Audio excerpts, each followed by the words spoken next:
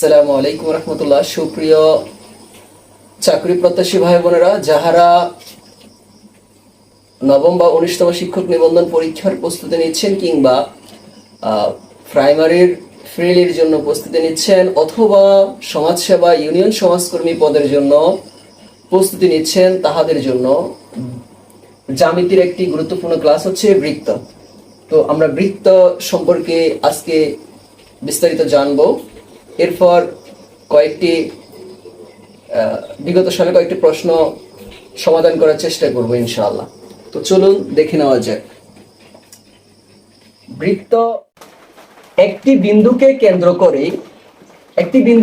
করে যে সমান দূরত্ব নিয়ে যে চাপ অঙ্কন করা হয়, একটি বিন্দুকে কেন্দ্র করে সমান দূরত্ব নিয়ে যে চাপ অঙ্কন করা হয় তাহাকে বৃত্ত বলে।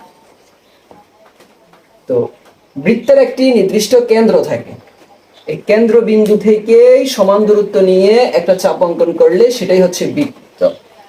তো কেন্দ্রটা কি? কেন্দ্রটা হচ্ছে যে চাপ থেকে, যে বিন্দু থেকে আমরা বৃত্তচাপটি অঙ্কন করি তাহাকে কেন্দ্র বলে। বৃত্তের পরিধিটা হচ্ছে কেন্দ্র থেকে যে নির্দিষ্ট চাপ অঙ্কন করা হয়, চতুর্দিকে যে নির্দিষ্ট চাপ অঙ্কন করা হয় সমান দূরত্ব নিয়ে, সেটাই হচ্ছে বৃত্তের পরিধি। এই যে দাগটা, এটাই হচ্ছে বৃত্তের পরিধি। এবার আসুন ব্যাস হচ্ছে কেন্দ্রগামী একটা জ্যা, যা বৃত্তের কেন্দ্রকে ছেদ করে এবং পরিধিকে স্পর্শ করে। তো বৃত্তের ব্যাস হচ্ছে এমন একটি যা বৃত্তের কেন্দ্রগামী একটি যা পরিধিকে স্পর্শ করে। বৃত্তের ব্যাস হচ্ছে এমন একটি যা বৃত্তের কেন্দ্রকে ছেদ করে বৃত্তের পরিধিকে স্পর্শ করে। আর যেটা হচ্ছে কেন্দ্র দিয়ে যাবে না, তবে উভয় পাশে পরিধিকে স্পর্শ করবে, সেটাই ব্যবহার হতে পারে। ক্লিয়ার? এবার হচ্ছে ব্যাসার্ধ। ব্যাসের অর্ধেক হচ্ছে ব্যাসার্ধ, তবে সেটা কেন্দ্র থেকে পরিধি পর্যন্ত যাবে, কেন্দ্রকে সেট করে আসবে না। ক্লিয়ার? তাহলে চলুন কয়েকটি সূত্র দেখা যাক। যে ব্যাসার্ধকে আর দিয়ে প্রকাশ করা হয়, আর ব্যাসার্ধ ব্যাসের অর্ধেক, সো 2 ভাগের ব্যাসের অর্ধেক হচ্ছে ব্যাসার্ধ। তো এটাকে এভাবে প্রকাশ করা ব্যাস বাই 2, অথবা ব্যাসার্ধকে এভাবে প্রকাশ করা হয় যে পরিধি বাই 2 পাই। ক্ষেত্রফল প্রকাশ করা হয় পাই আর স্কয়ার, পরিধি প্রকাশ করা হয় 2 পাই আর, ব্যাস হচ্ছে 2 আর। যেহেতু ব্যাসার্ধের দ্বিগুণ, সেহেতু ব্যাস হচ্ছে 2 আর। এবার চলুন আমরা কয়েকটি বিগত সালের প্রশ্ন দেখি যে বৃত্ত থেকে কি ধরনের প্রশ্ন এসে থাকে। চলুন দেখে নেওয়া যায়। বৃত্তের যে কোনো দুটি বিন্দুর সংযোগ রেখাংশ বৃত্তের একটি যে চাপ, ব্যাসার্ধ, ব্যাস।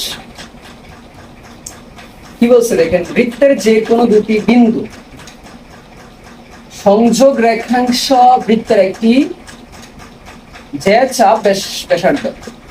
আমরা একটু পূর্বে জেনেছি যে একটা বৃত্ত, এখানে একটা বিন্দু, এখানে একটা বিন্দু, যে চাপটা অঙ্কন, এই চাপের সাথে এই চাপের যে সংযোগ রেখাংশ, এটা হচ্ছে একটা জ্যা। ক্লিয়ার? এরপর বৃত্তস্থ সামান্তরিক একটি, এই যে একটা বৃত্তস্থ সামান্তরিক,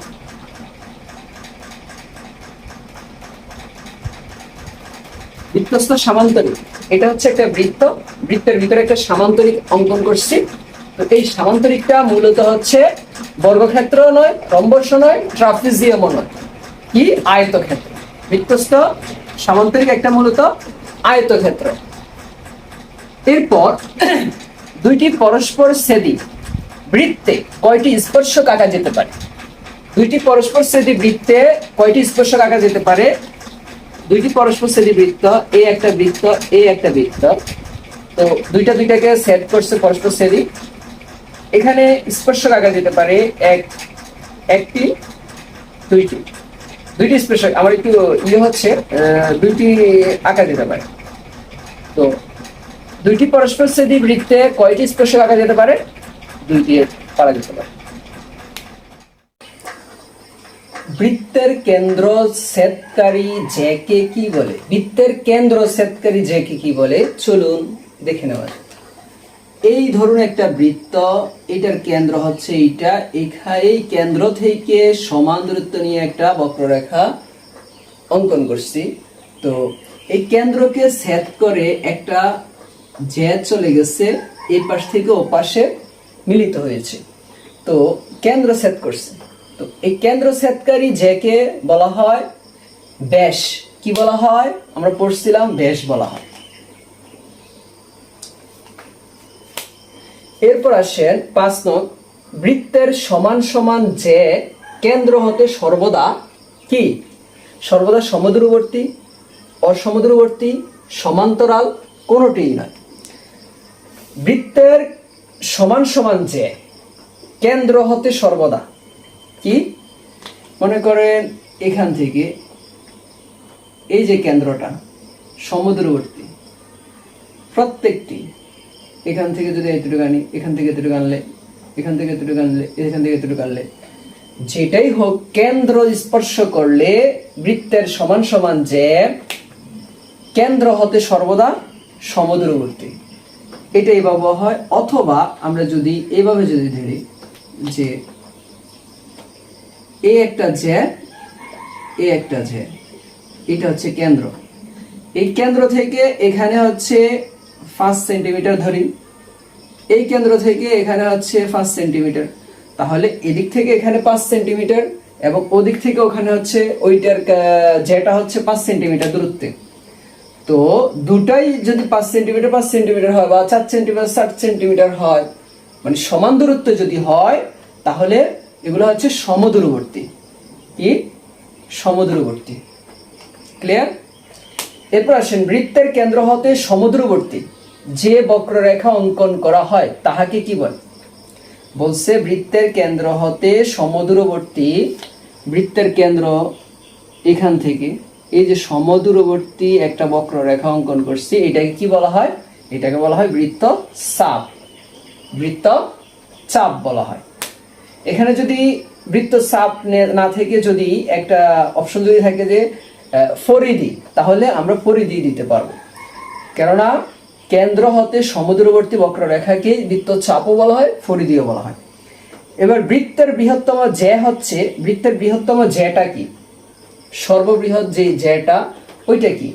ওইটা হচ্ছে দেখেন, এইটা বৃত্ত, এইটা হচ্ছে মিডল কেন্দ্র স্পর্শকারী একটা জ্যা, এটার নাম হচ্ছে আমরা জানি ব্যাস। আর এখানে যদি একটা জ্যা অঙ্কন করি কিংবা এখানে যদি জ্যা অঙ্কন করি, তুলনামূলক এগুলোর চেয়ে কেন্দ্রগামী জ্যাটা হচ্ছে সবচেয়ে বড়। বৃত্তের কেন্দ্রগামী জ্যা সবচেয়ে বড় জ্যা।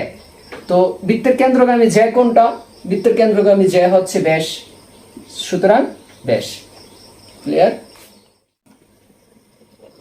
বৃত্তের কেন্দ্র হতে পরিধি বা সীমানা পর্যন্ত দূরত্বকে বলা হয় ক জ্যা, খ ব্যাসার্ধ, গ ব্যাস, গ স্পর্শক। কোনটা হবে এটা আপনারা বাসায় করে কমেন্ট সেকশনে জানাবেন।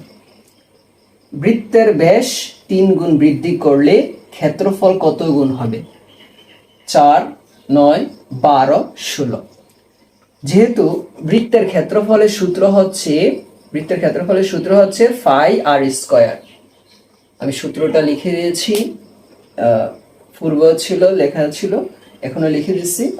আপনারা এইটা বাসায় করে কমেন্টে জানিয়ে দিবেন যে কোনটার উত্তর কি নাম্বার দিয়ে দিবেন। 1 নম্বরের উত্তর কি ক খ গ গ, 2 নম্বরের উত্তর ক খ গ গ, যেটাই হোক দিয়ে দিবেন। এটা আপনাদের হোমওয়ার্ক আজকে। ধন্যবাদ সবাইকে, ভালো থাকবেন।